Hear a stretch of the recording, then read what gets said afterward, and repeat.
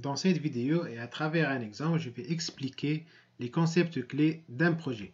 Donc, un projet, comme je vous ai dit auparavant, c'est un ensemble de tâches complexes et qui ont généralement une grande envergure et dont l'union est non répétitive, c'est-à-dire qu'ils ne font pas partie des activités quotidiennes que réalise l'entreprise. Donc, étant donné qu'un projet est un ensemble d'activités, donc il va être composé de plusieurs activités que nous allons définir. Ici, nous considérons un exemple de projet qu'on appelle réseau X, qui consiste à implanter un réseau informatique.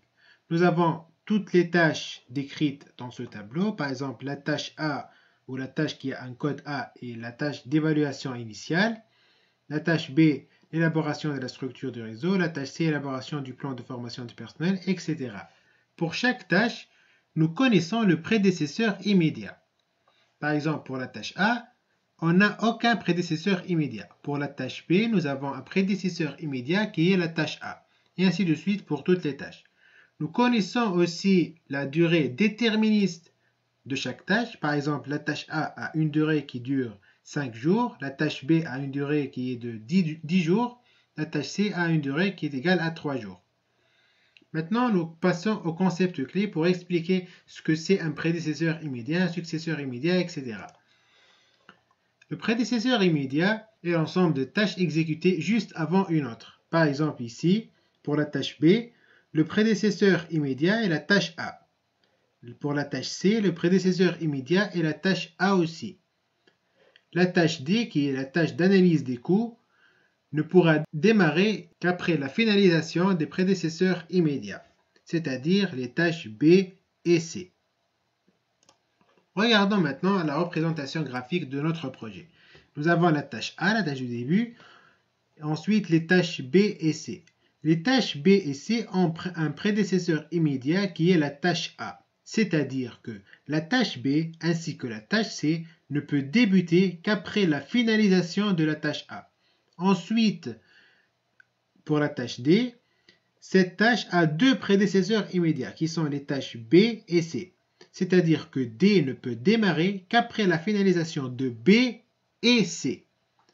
Par exemple, si je termine l'exécution de la tâche B alors que la tâche C ne s'est pas encore réalisée, donc la tâche D ne peut pas démarrer. Passons maintenant au concept de prédécesseur.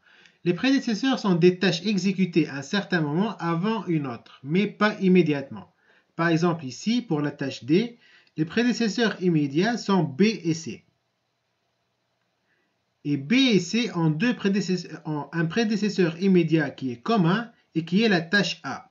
On peut dire que A est un prédécesseur de D, alors que A est un prédécesseur immédiat de B et C. Regardons notre graphique.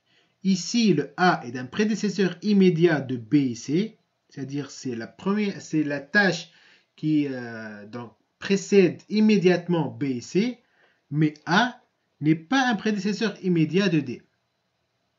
Donc A est un prédécesseur de D, mais non pas un prédécesseur immédiat. Donc ici, il faut faire bien la distinction entre un prédécesseur et un prédécesseur immédiat. Ensuite, nous avons le concept de successeur immédiat. Un successeur immédiat ou des successeurs immédiats sont des tâches exécutées juste après une autre. Par exemple ici, si je prends les tâches G, H et J, on peut voir à travers ce graphique que G est un prédécesseur immédiat de J et H. Et si je regarde de l'autre côté, je peux dire que J et H sont des successeurs immédiats de G. Il est de même si j'examine par exemple les tâches A, B et C. A est un prédécesseur immédiat de B et C. B et C sont des successeurs immédiats de A.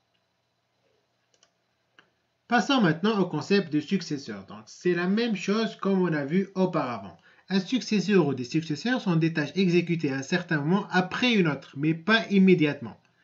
Par exemple ici, si je prends notre graphique, les tâches I, K, M, N, L, O, P sont des successeurs de G, mais ce ne sont pas des successeurs immédiats de G. Par exemple ici aussi, E et F sont des successeurs de B et C, mais ce ne sont pas des successeurs immédiats de B et C.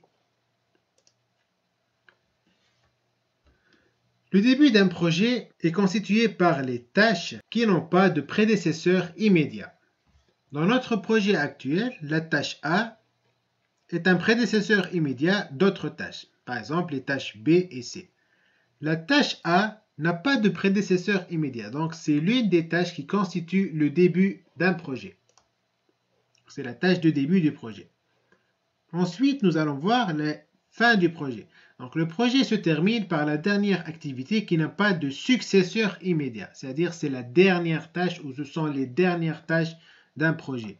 Ici, à travers notre tableau, on peut remarquer que les tâches L, O et P n'ont pas de successeur immédiat, étant donné qu'ils ne sont pas des prédécesseurs immédiats pour d'autres tâches de notre projet. Graphiquement, ceci est très remarquable étant donné que O, P et L n'ont pas d'arc sortant vers d'autres tâches.